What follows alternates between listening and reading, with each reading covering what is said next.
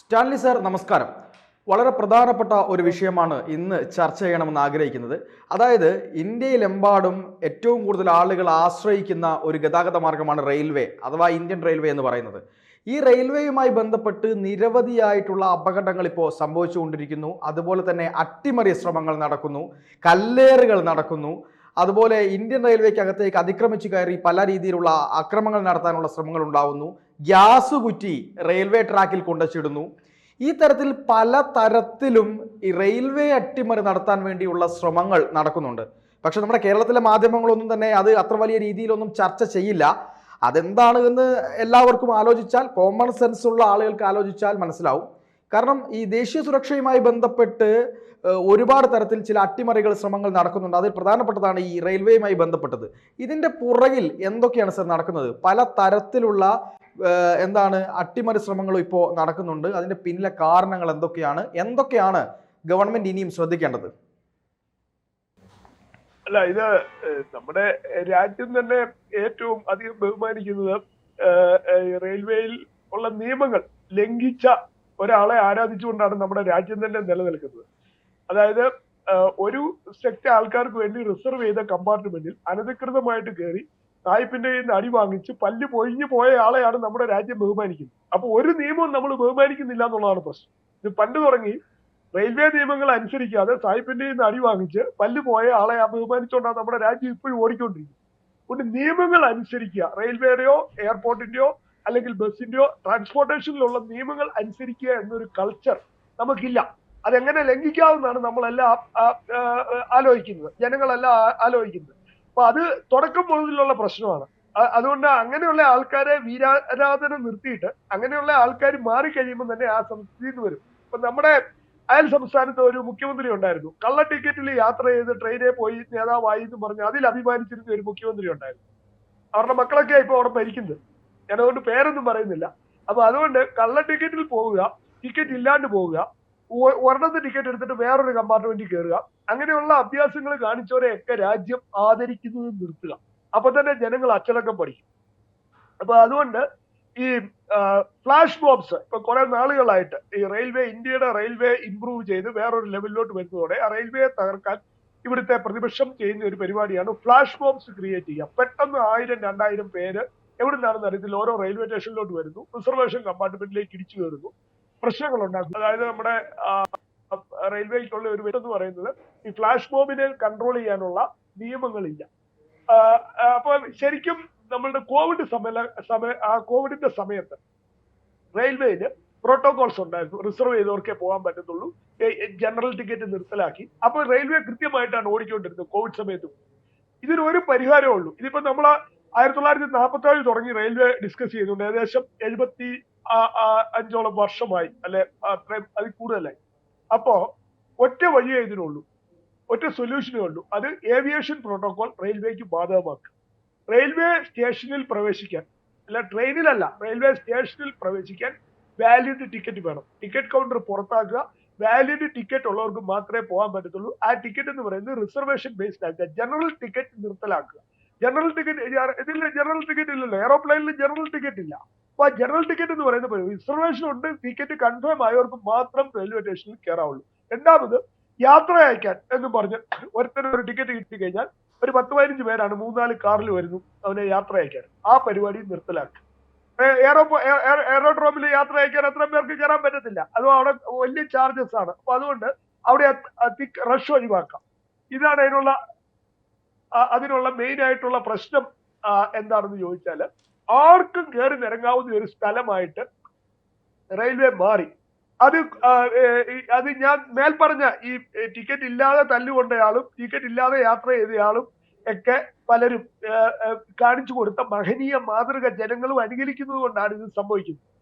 ഇവരെല്ലാം UPA India അലയൻസുകാരാണ്. പേരൊന്നും ഞാൻ പറയുന്നില്ല, നാട്ടുകാർക്ക് അറിയാം, ചരിത്രമൊക്കെ പഠിച്ചവർക്ക് അറിയാം ഇത് ആരാണെന്നുള്ളത്. അതുകൊണ്ട് അവരുടെ അനുയായികളാണ് ഈ കോലംകെട്ടെല്ലാം ഉണ്ടാക്കുന്നത്. അപ്പൊ അതുകൊണ്ട് കൃത്യമായ aerodrome protocol, airport protocol, aviation protocol റെയിൽവേക്ക് ബാധകമാക്കുക. ടിക്കറ്റ് റിസർവേഷൻ ഉള്ളവരെ ഐഡന്റിറ്റി കാർഡ് സഹിതമേ ട്രെയിനിൽ കയറാവുള്ളൂ. അതോടെ റെയിൽവേയിൽ ഇപ്പൊ കാണിക്കുന്ന എല്ലാ ക്രിമിനാലിറ്റി, കള്ളക്കടത്ത്, ബാക്കി അപകടങ്ങൾ ഇതെല്ലാം ഒറ്റയടിക്ക് നിൽക്കും. പക്ഷെ അതിനുള്ള ആർജവം വേണം. ഇതിലെ കഴിഞ്ഞ ദിവസം നമ്മുടെ ബഹുമാന്യായ ധനകാര്യ വകുപ്പ് മന്ത്രി നിർമ്മല സീതാരാമൻജി ഒരു കാര്യം പറഞ്ഞു, ടാക്സ് റിഫോംസ് വേണമെന്ന് പ്രധാനമന്ത്രി ഞങ്ങൾക്ക് എല്ലാവർക്കും ആഗ്രഹം ഉണ്ടായിരുന്നു, പക്ഷെ ഉദ്യോഗസ്ഥന്മാർ പർപ്പസ്ഫുള്ളി അതിനെ എതിർത്ത് നിൽക്കുകയായിരുന്നു. അതിനെ ഓവർകം ചെയ്താണ് ടാക്സ് റിഫോംസ് നടപ്പിലാക്കിയത്. ഇന്ത്യയിലെ ഏറ്റവും വലിയ പ്രശ്നം ഒരു IAS ലോബിയുണ്ട്.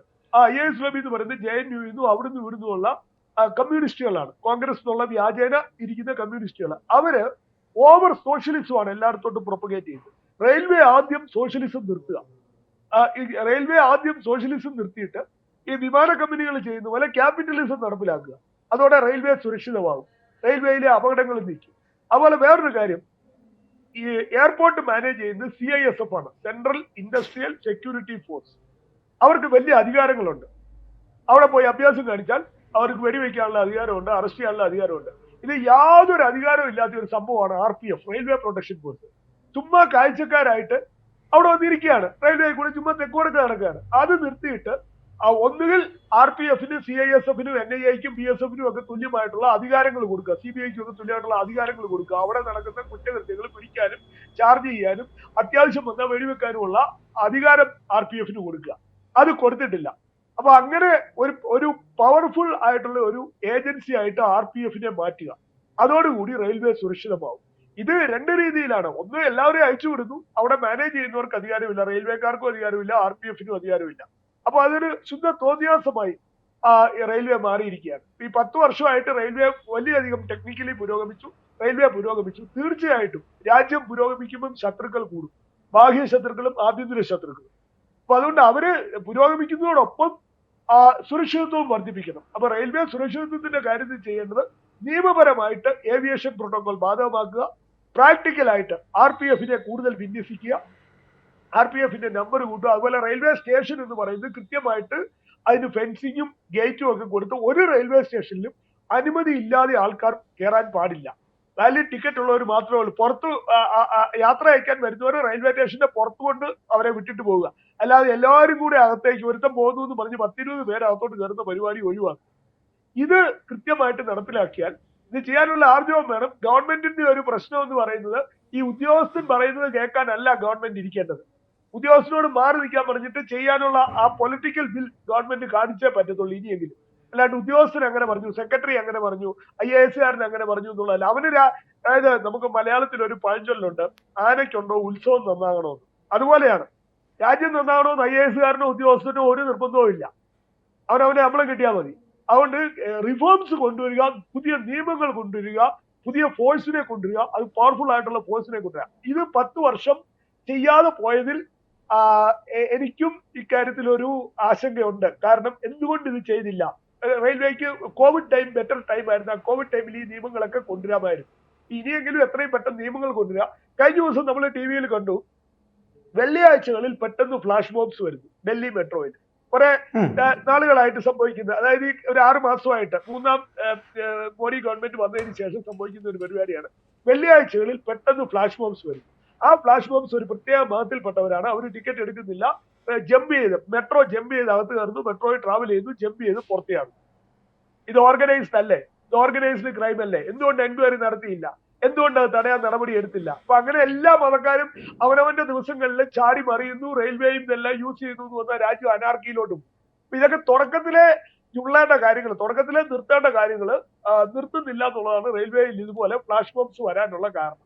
അതുകൊണ്ട് അതുപോലെ തന്നെ പിൽഗ്രിമേജ് നടക്കുമ്പോൾ, എവിടെയെങ്കിലും പിൽഗ്രിമേജ് നടക്കുമ്പോൾ റിസർവേഷൻ പാലിക്കുക. അത് ഏത് മതത്തിന്റെ ആണെങ്കിലും, ഏതായാലും പാർട്ടി മീറ്റിംഗ് നടക്കുമ്പോഴും ഈ പ്രശ്നമുണ്ട്, രാഷ്ട്രീയ പാർട്ടികളുടെ മീറ്റിംഗ് നടക്കുമ്പോഴും ഈ പ്രശ്നമുണ്ട്. അപ്പൊ ഇത് നിയമം അനുസരിക്കുക എന്ന് പറയുന്നത് ലോ അബൈഡിങ് സിറ്റിസൺ, അതൊരു കൾച്ചറാക്കുക. നിസ്സഹകരണ സമരം, വേറെ നിയമലംഘന സമരം, ഇതൊന്നും അല്ല നമ്മൾ കണ്ടുപഠിക്കേണ്ടത്. ഇതൊക്കെ നടത്തിയവർ അനാർക്കിയാണ് പ്രൊമോട്ട് ചെയ്യുന്നത്. അതുകൊണ്ട് നിയമലംഘനം നടത്തിയവരെയൊക്കെ ബഹുമാനിക്കുന്നത് നിർത്തി കഴിയുമ്പോൾ തന്നെ നാട്ടുകാർ നിയമം അനുസരിക്കാൻ പഠിക്കും. അതുകൊണ്ട് ആ നിയമം അനുസരിക്കാൻ പഠിക്കുകയും നിയമം അനുസരിപ്പിക്കാനുള്ള ഏജൻസി അവിടെ പ്ലേസ്ഡ് ആവുകയും ചെയ്യണം. ഇതാണ് അതിനകത്തെ കാര്യം. അതുകൊണ്ട് പിന്നെ നമ്മുടെ ഇതിന് വന്ദേ ഭാരതത്തിനിട്ട് കഴിഞ്ഞ ആഴ്ചയിൽ വേറ് കിട്ടുന്നുണ്ട്. ഇത് ആരാ അറിയുന്നതെന്നൊക്കെ എല്ലാവർക്കും അറിയാം. ആരാ അറിയുന്നതെന്ന് അറിയാം. ഇപ്പൊ ഇവിടെ അധികം ഒന്നും പോകണ്ട. കേരളത്തിൽ ആലുവ എന്ന് പറയുന്ന ഒരു റെയിൽവേ സ്റ്റേഷനുണ്ട്. നിയമലംഘനം എന്താണെന്ന് പഠിക്കാൻ അവിടെ പോയി നിന്നാൽ മതി. ബംഗ്ലാദേശികള്, റോഹിംഗ്യകള് എല്ലാം ട്രെയിനിലേക്ക് പോരുക. 1000, 2000 കണക്കിന്. ഒരുത്തരും ടിക്കറ്റും ഇല്ല, ഐഡന്റിറ്റി കാർഡും ഇല്ല, ഒരു ദിവസം വരുന്നു പോകുന്നു, പോലീസും ഇല്ല, RPF ഇല്ല, ഒരുത്തരും ഇല്ല. ഇപ്പൊ ഇവിടുന്ന് ടിക്കറ്റ് എടുത്ത് കയറിയവരുടെ റിസർവേഷൻ കമ്പാർട്ട്മെന്റിലേക്ക് ഇവര് 100-200 പേരെ അരച്ച് കയറിക്കൊണ്ടിരിക്കുക. 72 പേരുടെയാണ് കപ്പാസിറ്റി ഒരു റിസർവേഷൻ കമ്പാർട്ട്മെന്റ്. ആ 72 പേരുള്ളത്തേക്ക് വേറൊരു 72 കൂടെ കയറുകയാണ്. ആർക്കും റിസർവേഷനും ഇല്ല, ഒന്നുമില്ല, ടിക്കറ്റ് പോലും ഇല്ല, അത് പിടിക്കാനും ആളില്ല. അപ്പൊ ഇങ്ങനെ ഒരു അനാർക്കി ഇവിടെ പർപ്പസ്ഫുള്ളി ഉണ്ടാക്കുന്നതാണ്, അല്ല യാദൃശ്ചികമായിട്ട് സംഭവിക്കുന്നതല്ല. ഇന്ത്യയിലെ പ്രതിപക്ഷ കക്ഷികള് മനഃപൂർവ്വം ക്രിയേറ്റ് ചെയ്യുന്ന ഫ്ലാഷ് ബോംസ് ആണ് ഇവരൊക്കെ. റെയിൽവേയെ നാണം കെടുത്താനും ഗവൺമെന്റിനെ നാണം കെടുത്താനും. അപ്പൊ ഗവൺമെന്റ് പുറകോട്ട് പോകുകയല്ല ചെയ്യേണ്ടത്, ഇവരെ നേരിടാനുള്ള നിയമങ്ങൾ ഉണ്ടാക്കി നേരിടാനുള്ള ഫോഴ്സിനെ ഡിപ്ലോയ് ചെയ്യുകയും ചെയ്യാണ്. ഗവൺമെന്റ് ഈ 10 വർഷം ചെയ്തുകൊണ്ടിരുന്നത് ഒട്ടകപക്ഷി നയമായിരുന്നു, കണ്ടില്ല എന്നൊരുക്കുകയായിരുന്നു. ഇപ്പൊ ഇവര് കുറെ കൂടെ അഗ്രസീവ് ആയ സ്ഥിതിക്ക്, ഇന്ത്യയുടെ ഒപ്പോസിഷൻ പാർട്ടികൾ കുറെ കൂടെ അഗ്രസീവ് ആയ സ്ഥിതിക്ക് അതിനെ കൗണ്ടർ ചെയ്യാനുള്ള നയങ്ങൾ ഗവൺമെന്റ് കൊണ്ടുവരണം. ഉദ്യോഗസ്ഥന്മാരെ യഥാർത്ഥത്തിൽ ഇപ്പോഴും മറ്റേ കാശ്മീർ ഫയൽസിലെ രാധികാ മേനോൻ പറയുന്ന പോലെ ആര് ഭരണത്തിൽ വന്നാലും ഭരണം ഞങ്ങളുടേതാണെന്ന് പറയുന്ന രീതിയിലാണ് ഉദ്യോഗസ്ഥന്മാരുടെ നിലപാട്. 3ാം പ്രാവശ്യവും BJP അധികാരത്തിൽ വന്നിട്ടും ഉദ്യോഗസ്ഥരാണ് ഭരിക്കുന്നതെങ്കിൽ എന്തോ പന്തികേടുണ്ട്. അതുകൊണ്ട് ഉദ്യോഗസ്ഥരെ ഒഴിവാക്കി ഭരിക്കാനുള്ള തന്റെ ഇടം കേന്ദ്ര ഗവൺമെന്റ് കാണിക്കണം, അത് ആവശ്യപ്പെടും. തീർച്ചയായിട്ടും. എന്തായാലും ഈ റെയിൽവേയുമായി ബന്ധപ്പെട്ട ആക്രമണങ്ങളും അതുപോലെ ട്രെയിൻ അട്ടിമറി ശ്രമങ്ങളും ഒക്കെ വളരെ ഗൗരവത്തോടു കൂടി കാണേണ്ട ഒരു കാര്യം തന്നെയാണ്. എന്തായാലും ഈ വിഷയത്തിൽ കേന്ദ്ര സർക്കാരിന്റെ അടിയന്തര ഇടപെടൽ ഉണ്ടാകുമെന്ന് നമുക്ക് പ്രതീക്ഷിക്കാം. ഈ ചർച്ചയുമായി സഹകരിച്ചതിൽ ഒരുപാട് നന്ദി സാർ. കൂടുതൽ വാർത്തകളും വിശേഷങ്ങളും നിങ്ങളിലേക്ക് എത്താൻ ABC മലയാളം സബ്സ്ക്രൈബ് ചെയ്യുക, ബെൽ ബട്ടണും അമർത്തുക.